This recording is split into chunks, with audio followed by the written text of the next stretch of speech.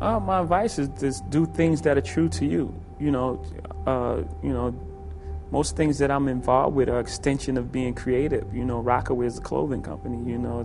So I would just say get involved in things that you love, and also have a standard for yourself and have some sort of integrity, and try to, find some sort of truth in what you're doing.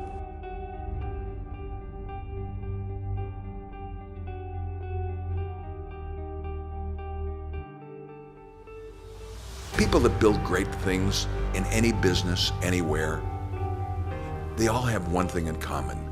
They love the process. If you start a building or a company because it's money, and you can't wait to get the building finished so you can have the cash flow, you'll get the building finished and you'll probably have the cash flow. But if you love the idea of creating a building, you love the process of solving the problems, of digging into the details, of tearing up the paper and over again revisiting a room, a lobby, a restaurant, to get it so that it really feels good. If you've got a passion for process, you're the kind of a person, if you're surrounded by good colleagues, then that's a team that produces superior projects.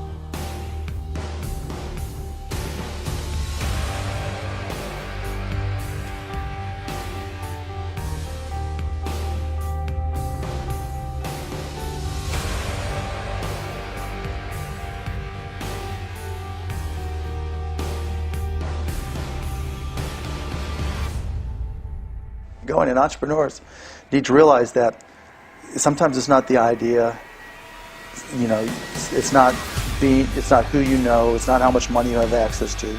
It's really finding something that you really love to do. I had no idea I loved computers and technology, none. I mean, I took one class in Indiana in computers and I cheated to get through it. It was Fortran, and then I bought a little PC, a 99 4A from Texas Instruments for $99. Started teaching myself to program, and found, 4 hours later, 5 hours later, I would look up and I'd been working this entire time, and I loved it. And so that was the difference. When I failed a lot of times, and I didn't know where I'd find my success, and then all of a sudden I started playing with PCs and technology, and it just clicked.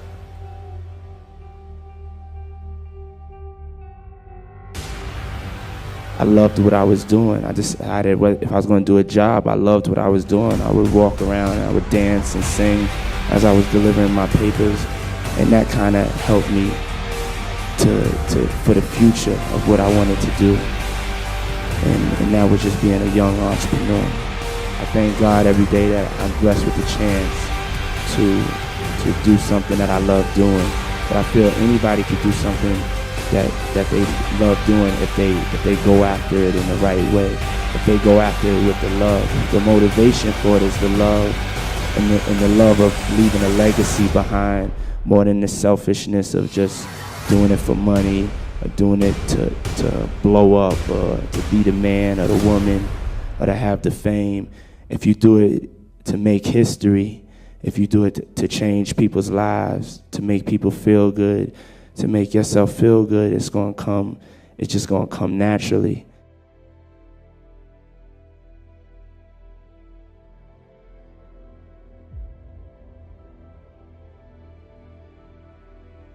Don't necessarily think that you have to have the home run and the huge Apple computer on your first start. I spent a long time in my life with skills just building little devices for fun. For fun is one of the key things, because that drives you to think and think and think and make it better and better and better than you ever would if you're doing it for a company. Build things at first for yourself that you would want.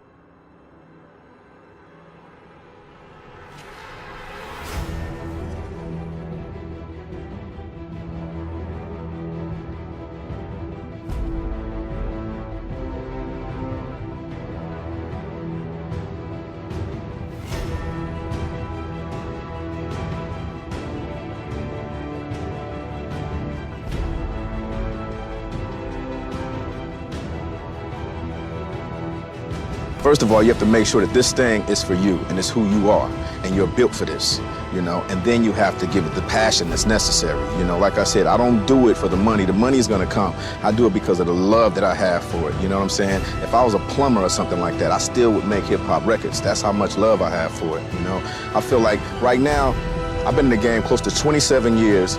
And I've actually thought about this just recently. Out of the entire my 27-year career, there's only been 2 weeks that I've been out of the studio. I've never been out of the studio longer than 2 weeks in my entire career. That's how much love I have for this thing that I do. So that's the thing, just the passion that you have for it, and really, really put your all into it, and make sure that your word is the last word. That way, you don't play the blame game or anything like that. If it comes out hot, it's on you. If it doesn't come out hot, it's on you. You know what I'm saying? That's all it is to it.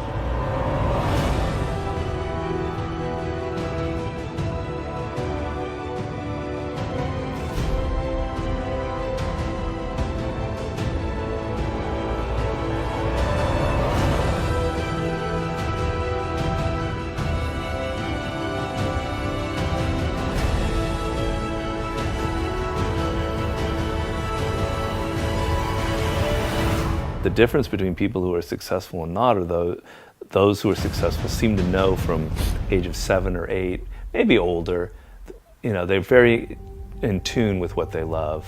I compare it to a voice inside their head.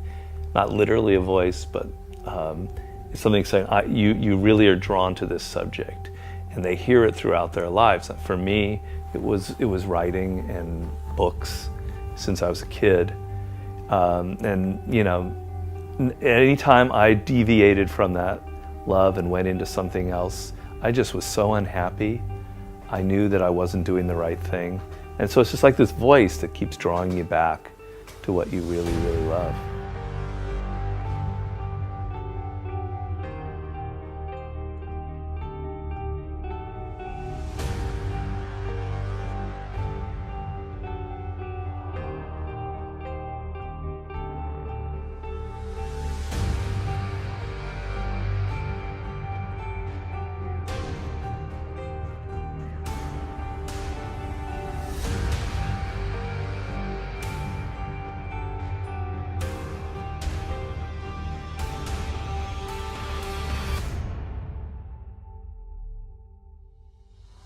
You know, I think that success in business is a very difficult thing to achieve. And it's more difficult today probably than any other time, despite the vast number of opportunities. And as it relates to finding your calling in terms of what the opportunity or the entrepreneurial adventure is going to be, it has to be linked to something that you are so passionate and crazed about, that you're willing to knock down walls and climb mountains and do the things that are going to put yourself in a position of sacrificing so many other things for its success. And you can only do that when there's a compelling underlying feeling that you have that this is something I'm going to fight to the death for. And without that, I think it's going to be a commodity-based experience not only for the customer but for you. And I think you can't really succeed at the levels that you want to unless you find that thing that you're so passionate, excited, and in love with. And I think because you've got to, along the way, you're going to have to convince so many other people to believe in you and the idea and the opportunity, and the struggle and the obstacles that are going to come can only be overcome by this passion that you have, in which you're going to be able to get people to follow you over those hurdles. I know it sounds a little bit sophomoric, but it's so true.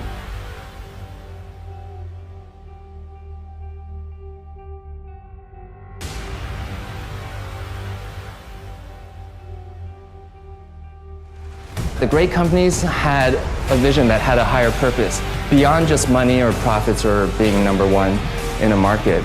And kind of the irony there is that by not making profits the number one priority of the company or the higher purpose of the company, it actually enabled these companies to generate more profits in the long term.